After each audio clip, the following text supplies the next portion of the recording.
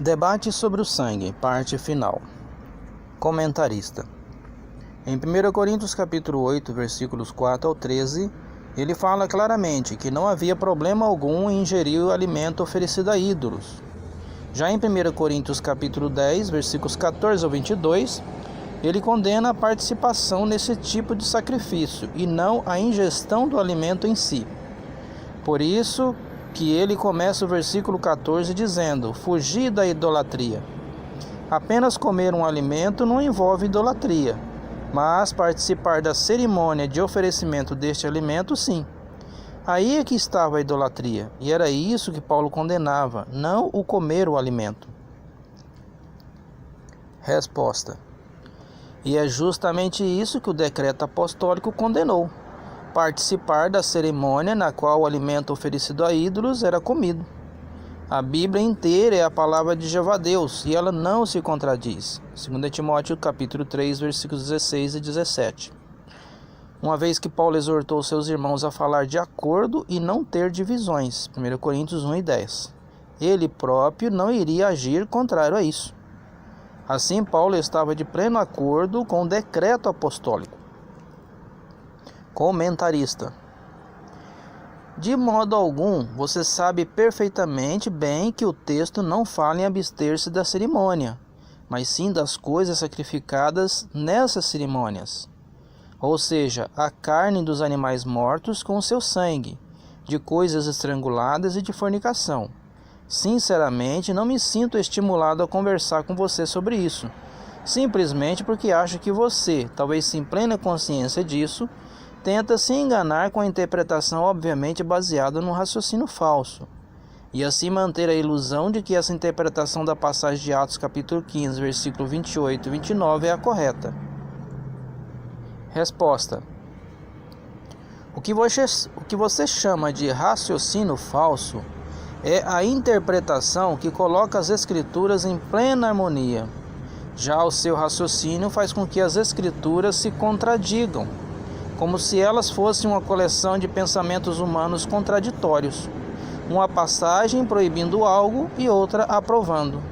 Se assim fosse, a Bíblia não seria realmente inspirada por Deus e proveitosa. 2 Timóteo 3,16. A nossa interpretação de Atos capítulo 15, versículo 28 e 29, tem total respaldo bíblico. As bases apresentadas em nossas publicações sobre evitar transfusões halogênicas têm lógica e clareza para as pessoas sinceras que querem a verdade e que não têm medo do homem. Comentarista. No passado, as testemunhas de Jeová ensinavam que tomar vacina e transplantar órgãos eram práticas que desagradavam a Deus. E depois, após a morte de muitas pessoas inocentes que acreditaram nesse erro de interpretação, voltaram atrás e reconheceram que estavam equivocados. Não existe qualquer possibilidade de a interpretação sobre a questão do sangue estar igualmente equivocada? Resposta. Na questão dos transplantes e das vacinas, a posição das testemunhas de Jeová na época refletia a postura médica predominante, que também era contra tais procedimentos, que eram altamente perigosos. Essa postura das testemunhas e dos médicos mudou assim que tais terapias se tornaram seguras. Já no caso das transfusões, a posição das testemunhas não reflete a postura médica predominante, e sim o ensinamento bíblico.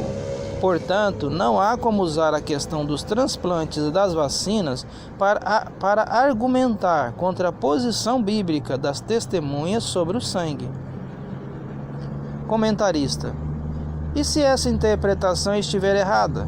Quais seriam as chances da liderança reconhecer isso hoje em dia? Quantas pessoas já morreram por obedecer a essa ordem?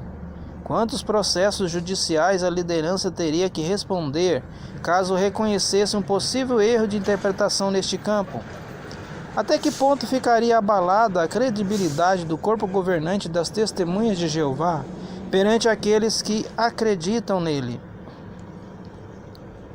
Resposta. Primeiro, você está equivocado na questão do ponto de vista científico.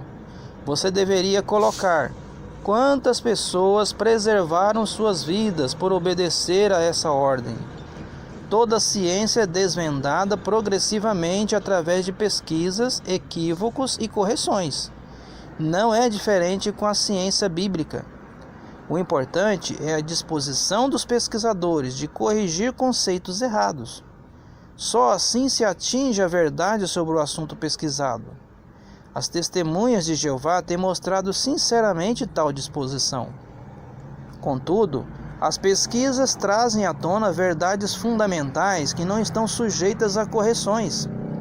Algumas dessas verdades são sobre a santificação do nome de Deus Jeová, da real condição dos mortos, da ressurreição, da vida eterna na terra e etc.